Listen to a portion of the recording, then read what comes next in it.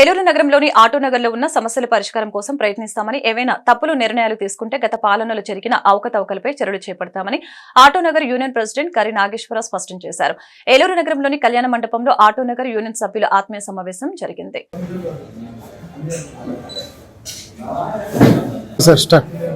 Eluru town automobile mechanical association president Karunakar Nageswara Rao నేను ఈరోజు ఈ సమావేశం ఎందుకు జరిగింది అనేది కొద్ది వివరణ చెప్తాను, అర్థం చేసుకుంటారని భావిస్తున్నాను.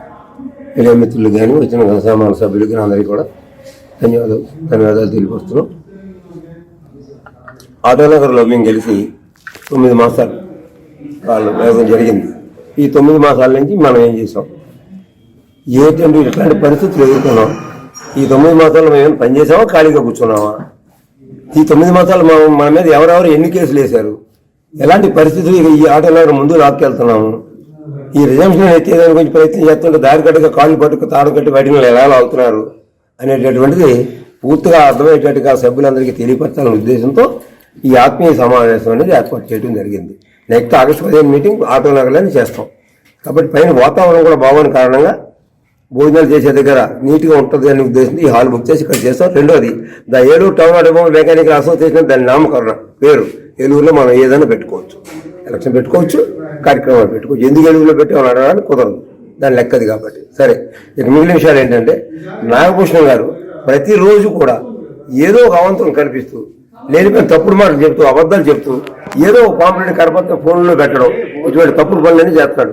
ఆ సందర్భంగా మనం ఆయనకు మాట చెప్తున్నాం, కోట్లాది రూపాయలు దొంగతనం చేసింది నువ్వు, 100 వేలాది గజాలు స్వాహా చేసింది నువ్వు.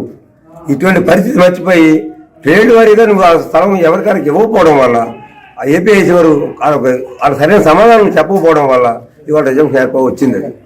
వాళ్ళు వెనక్కి తీసుకున్నారు. దాన్ని క్యాన్సిల్ చేసే నిమిత్తంగా మళ్ళీ మనం కోర్టులకు వెళ్తే అక్కడ స్టేటస్కి వచ్చారు. స్టేటస్కి వచ్చి ఇప్పుడు దగ్గరగా 5-6 సంవత్సరాల పైన అయిపోయింది.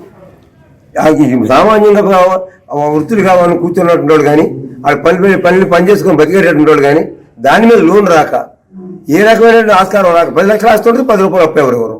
అటువంటి పరిస్థితుల్లో ఈ ఆటోలో కుట్టుమిట్లు ఆడుతూ ఉన్న సందర్భంలో ఎలక్షన్ టైం అయిపోయి 9 నెలలు జరిగిపోయినా నువ్వు ఎలక్షన్ పెట్టకపోతే general body auto general body పెట్టి అప్పుడున్న కమిటీని రద్దు చేసి ఎలక్షన్ కమిటీ ఏర్పాటు చేసి తర్వాత అడా కమిటీ ఏర్పాటు చేసి దాంట్లో మా అద్దరికి జమ చేస్తున్నాం.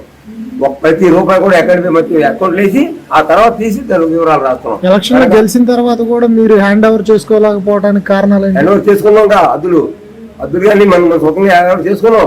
దానికి వెళ్ళి మాకు దౌర్జన్యం చేసే ప్రయత్నం చేశారు. పెద్ద మనిషి అన్ని దౌర్జన్యాలు ఎదుర్కొన్నాం. ఆ హ్యాండ్ ఓవర్ మొత్తం ఆ షాపింగ్ కాంప్లెక్స్ మన కంట్రోల్లో తీసుకొచ్చాం. ఆయన కాలంలో జరిగిన అక్రమాల మీద ప్లస్ నాన్ లాక్లని అమెరికాలో ఉండేవాళ్ళ మీద ఆస్ట్రేలియాలో ఉండేవాళ్ళకి ఇక్కడ సైట్లు ఇచ్చారని అంటారు. మరి వాటి మీద మీరు ఏం చర్యలు తీసుకుంటున్నారు? ఖచ్చితంగా రాబోయే కాలంలో వాళ్ళ మీద చర్యలు ఉంటాయండి. ట్రేడ్ యూనియన్ ప్రకారంగా ఇవ్వాల్సిన స్థలాలు ఇవ్వకపోగా వాళ్ళని మోసం చేశాడు. కాబట్టి చాలా మంది వర్కర్స్ వాళ్ళు తయారయ్యి రోడ్ల మీద పనిచేసుకుని బతుకుతారు సరైన ఆధారం లేకుండా.